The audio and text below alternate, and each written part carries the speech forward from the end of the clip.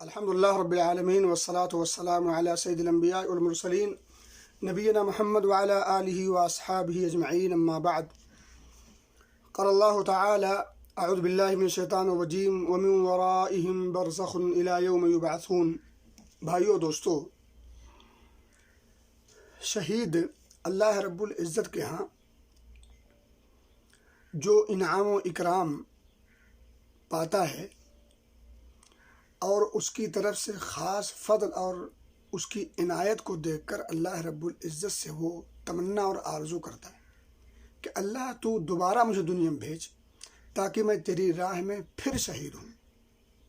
یعنی اللہ ان کا اتنا آؤ بھگت کرتا ہے اور ان کا بڑا ہی انعام و اکرام کرتا ہے. اس انعام و اکرام اور آؤ بھگت کو دیکھ کر کے ان کی تمنا اور آرزو ہوتے کہ کاش دنیا میں دوبارہ پھر بھیجا جائے تاکہ میں پھر اللہ رب العزت کے راستے میں اپنی جان کو قربان کر سکوں، اللہ پھر انعام و اکرام سے نوازے. میرے بھائیو دوستو، لیکن اس کے باوجود اللہ رب العزت ان کی اس آرزو اور تمنا کو پوری نہیں کرے گا. صحیح مسلم کے اندر ملتا ہے کہ اللہ رب العزت کی بارگاہ میں جب اسے انعام و اکرام سے نوازا گیا شہید کو، تو شہید نے تمنا اور آرزو کی کہ اللہ مجھے دوبارہ پھر دنیا بھیج دے. اللہ رب العزت نے ان کی اس خواہش کو رد کر دیا، کہا نہیں، وہاں سے یہاں آ جانے کے بعد دوبارہ واپسی کا چانس اور راستہ نہیں رہتا. یہ میرا نظام اور قانون ہے، یہ اللہ کی سنت ہے. حضرت جابر رضی اللہ تعالیٰ عنہ، ان کے ابو کا نام عبداللہ تھا، یہ بھی صحیح مسلم کی روایت ہے. جابر بن عبداللہ فرماتے ہیں کہ ان کے باپ غزوہ احد میں شہید ہو گئے تھے.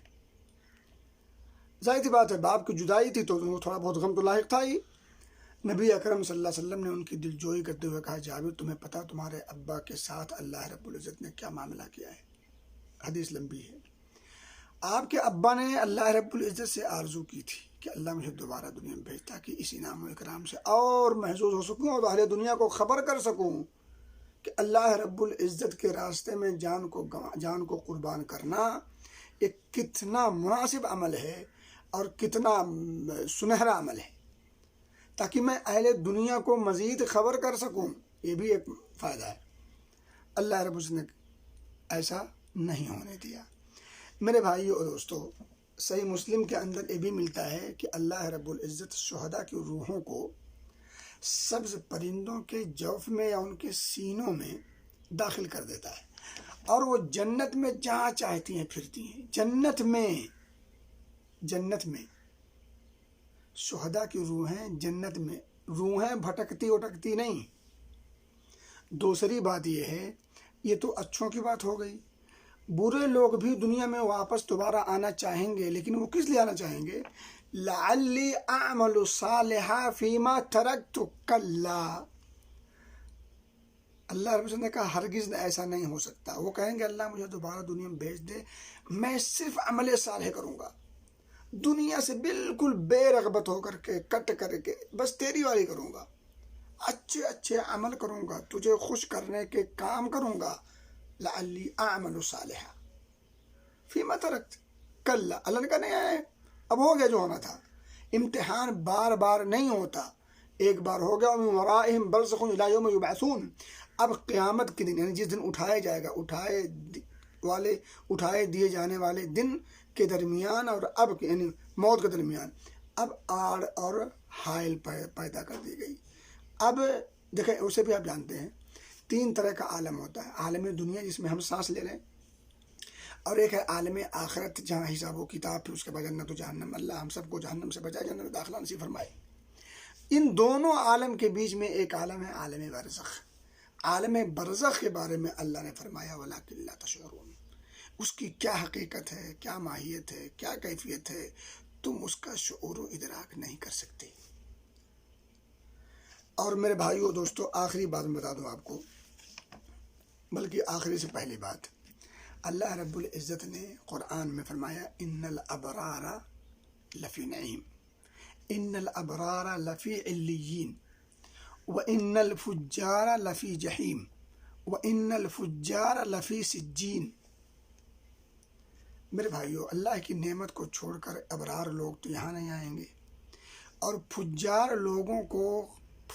لوگوں کو عذاب کے لیے منتخب کر لیا گیا ہے. اب عذاب سے چھٹکارے کے لیے وہاں کوئی شکل نہیں ہے. اور پھر وہاں جو فرشتے مامور ہیں وہ فرشتے وہ ہمارے اور آپ کی جیسی شرطہ اور پولیس تو نہیں ہے نا کہ ٹیبل کے نیچے سے جیب گرم کر دی جائے چھٹی. وَإِنَّ الْفُجَّارَ لَفِي جَحِيمٍ وَإِنَّ الْفُجَّارَ لَفِي سِجِّينٍ. اور آپ کو پتہ ہے جو ابرار کی روحیں جب نکالتے ہیں تو کیسے آتے ہیں اور کیسے لے جاتے ہیں. فجار کی جو گنہگار ہیں ان کی روحیں کیسے نکالی جاتی ہے, کہاں لے جائی جاتی ہے. یہ روحوں, آخری بات, روحوں کی جو آواگمن کا جو عقیدہ ہے یہ ہندوانہ عقیدہ ہے. ان کی روحیں آتی ہیں, بھٹکتی ہیں, پھر یہ کرتی ہیں, پھر روتی ہیں, پھر وہ انتقام لیتی ہیں, پتہ نہیں کیا کیا کرتی ہیں. یہ مسلمانوں کا عقیدہ نہیں.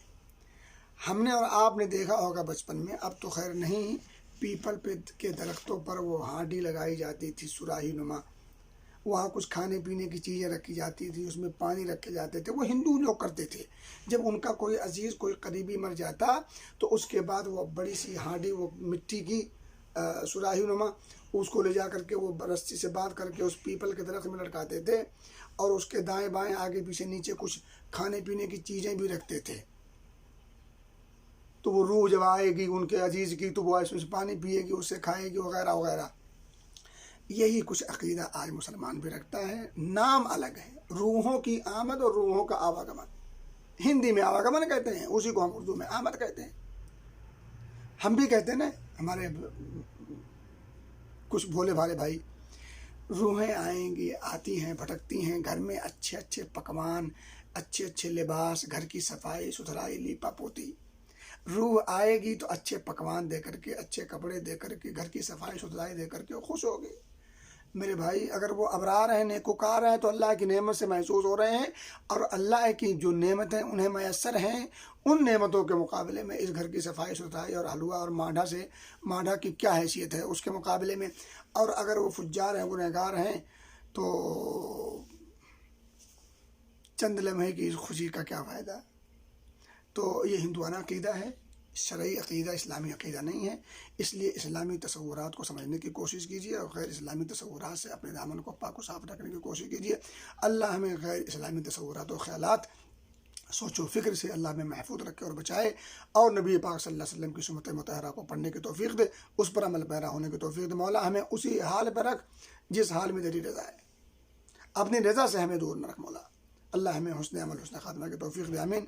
وآخر دعوانا ان الحمد للہ رب العالمین.